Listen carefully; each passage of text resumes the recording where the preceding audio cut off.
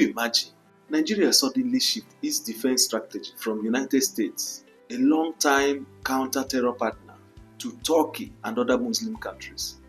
A cleric once criticized American airstrike in Nigeria, and now the government signs billion-dollar defense and cooperation bill far from Washington. Is Nigeria bending to the voices of extremist sympathizers? Is our security strategy being influenced by controversial Islamic cleric Sheikh Gumi? Stay tuned, I'm breaking this down. Investment and security. The president spoke during a state visit to Turkey after a welcome ceremony in Ankara that marked the commencement of official engagement between both countries. After the meetings with the president of Turkey alongside senior government officials from both sides, President Tinubu said that the meeting focused on deepening diplomatic relations and expanding cooperation across key sectors. He said the ties between both nations reflects Nigeria's renewed diplomatic outreach for strategic partnership. And thank you for listening here. Willing to collaborate, willing to help, willing to work together to promote freedom, stability, and prosperity, shared prosperity across the world. Yesterday, President Bola Tinubu signed 9 major cooperation agreements with President Erdogan in Turkey, including a defense cooperation protocol as part of a wider strategic partnership. These deals cover defense cooperation, trade and economy links, media and communication, education and halal accreditation, diplomatic and diaspora collaboration. The defense part is serious. Talks include military training, intelligence sharing, and expanded counter-terrorism cooperation with Ankara. So what's defense cooperation really about?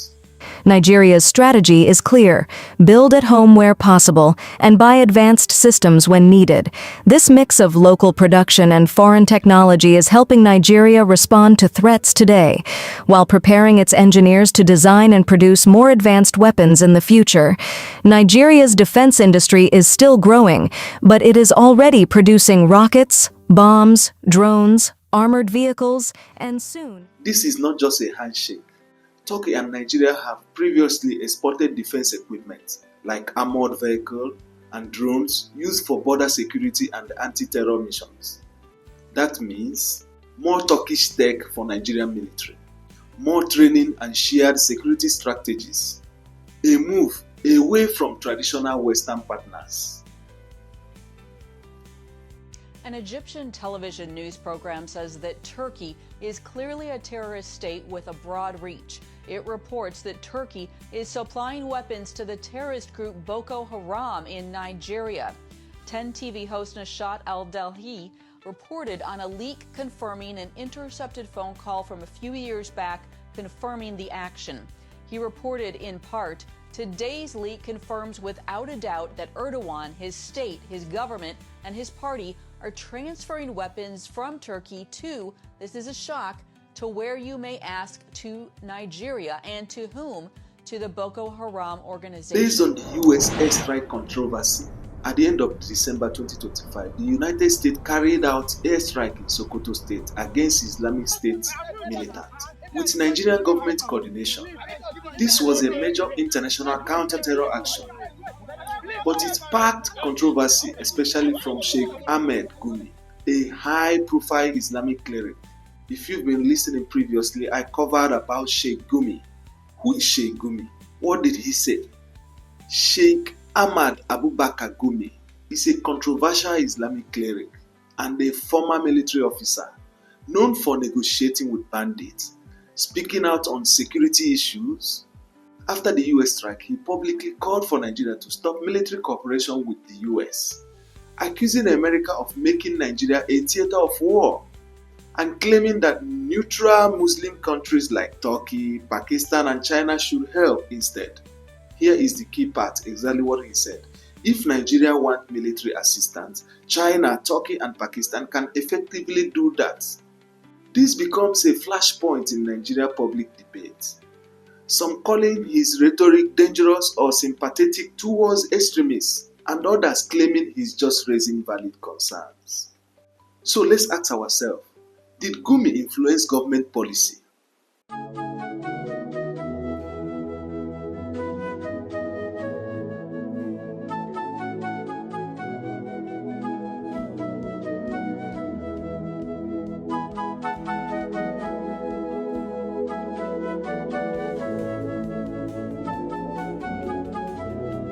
This is where things get heated.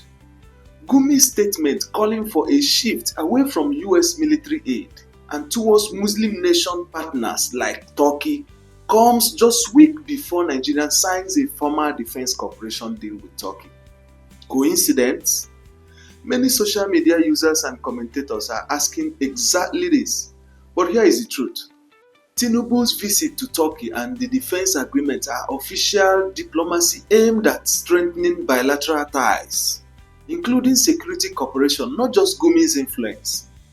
Islamic claimants don't sign treaties, governments do. This actually counter-arguments and what experts say about all this. Supporters of deeper Turkish ties argue Turkey has strong counter-terror experience. Shared interests can bring new technology. Diversifying alliance could benefit Nigeria.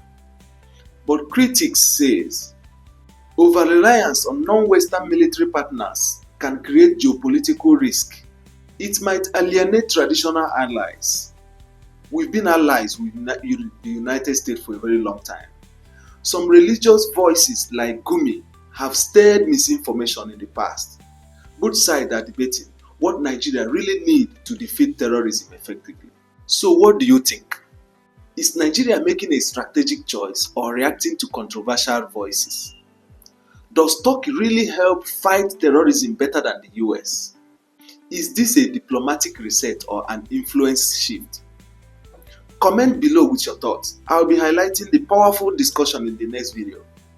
If you found this breakdown useful, hit the like button, subscribe and tap the bell icon so that you don't miss the next video. Here at Chizy Insight Section, we are bringing clarity and truth to complex issues. See you in the next one.